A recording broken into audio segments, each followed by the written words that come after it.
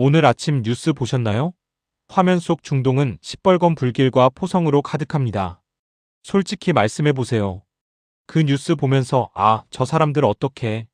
라고 걱정은 하지만 동시에 그래서 내 주식은? 내 대출 이자는? 하는 생각 본능적으로 드셨을 겁니다. 이기적인 게 아닙니다. 인간은 원래 나의 생존을 최우선으로 하도록 설계되어 있으니까요.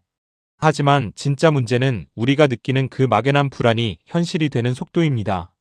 중동은 지구 반대편이지만 우리나라 경제의 목줄인 에너지를 쥐고 있습니다. 전 세계 원유 물동량의 3분의 1이 지나는 호르무즈 해협이 막히면 어떤 일이 벌어질까요? 단순히 기름값 좀 오르겠네 수준이 아닙니다. 우리나라는 에너지의 90% 이상을 수입에 의존합니다. 기름값이 오르면 공장을 돌리는 비용, 물건을 나르는 트럭의 유류비, 비닐하우스를 데우는 난방비가 줄줄이 사탕처럼 오릅니다. 결국 여러분이 오늘 점심에 드신 제육볶음 가격이 1,000원 오르는 이유, 퇴근길 사가려던 사과 한 알이 5,000원을 넘어서는 이유가 바로 저 중동의 포성에 있습니다. 심리학적으로 보면 우리는 지금 대리 외상 상태에 놓여 있습니다.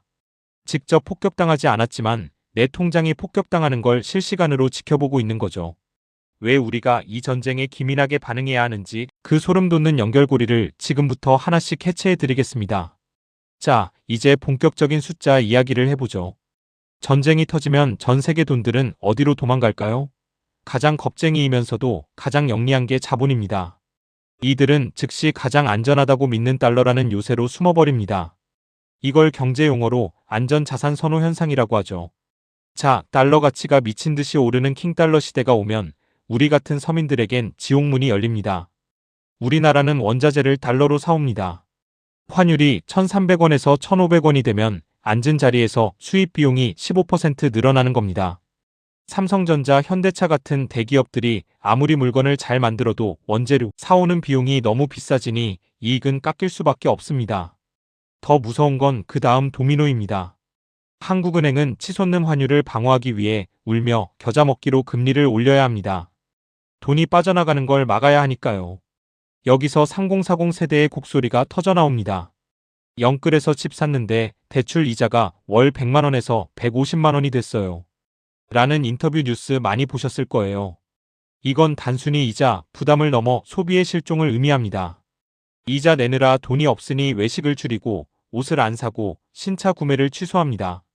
그럼 동네 식당 사장님, 의류 매장 직원, 자동차 공장 노동자들의 수입이 줄어들겠죠?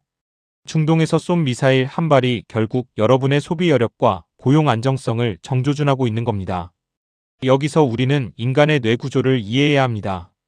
우리 뇌의 편도체는 공포에 민감합니다. 경제학에는 손실 회피 편향이라는 말이 있습니다. 100만 원을 벌었을 때의 기쁨보다 100만 원을 잃었을 때의 고통이 훨씬 크다는 거죠. 전쟁 뉴스가 도배되면 투자자들은 이성적인 판단을 멈춥니다. 지금 팔면 손해인데 라고 생각하면서도 손은 이미 매도 버튼을 누르고 있습니다. 남들이 파니까 나도 팔아야 할 것 같은 군중 심리가 작동하는 거죠. 이 과정에서 주식시장은 펀더멘털과 상관없이 바닥으로 곤두박질 칩니다. 가장 우려되는 시나리오는 바로 스태그플레이션입니다. 물가는 치솟는데 경기는 얼어붙는 최악의 상황이죠.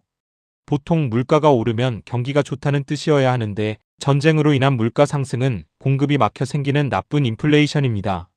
정부가 금리를 내려서 경기를 살리자니 물가가 무섭고 금리를 올려서 물가를 잡자니 서민들이 죽어나가는 진퇴양난의 상황에 빠지는 겁니다. 특히 한국은 북한이라는 특수한 리스크를 안고 있습니다. 세계 투자자들이 보기에 중동도 불안한데 한국은 북한이랑 대치 중이잖아? 라며 돈을 빼버리는 코리아 디스카운트가 심해집니다. 결국 우리가 가진 자산 가치가 전 세계에서 가장 먼저, 가장 깊게 박살날 수 있다는 뜻입니다.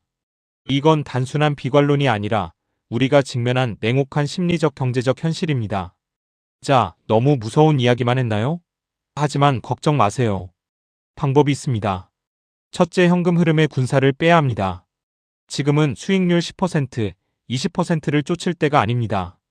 내 가계부에서 새나가는 돈이 없는지 철저하게 점검하세요. 고금리 시대에는 빚을 갚는 것이 최고의 재테크입니다.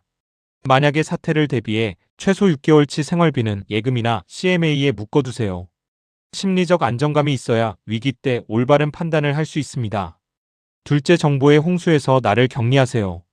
자극적인 유튜브 썸네일, 공포를 조장하는 뉴스에 매몰되면 뇌가 마비됩니다. 시장은 늘 과하게 반응하고 또 언제 그랬냐는 듯 회복합니다. 공포가 극에 달했을 때가 오히려 누군가에게는 부의 사다리를 올라탈 기회였습니다.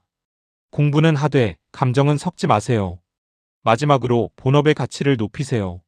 자산 시장이 흔들릴 때 유일하게 배신하지 않는 건 여러분의 몸값입니다. 경제적 자유로 가는 길은 전쟁이 터져도 멈추지 않습니다. 다만 속도를 조절하며 안전하게 완주하는 게 중요하죠. 오늘 영상이 여러분의 불안한 마음을 조금이나마 달래주고 현명한 판단을 내리는 데 도움이 되었길 바랍니다. 위기는 기회의 다른 이름입니다.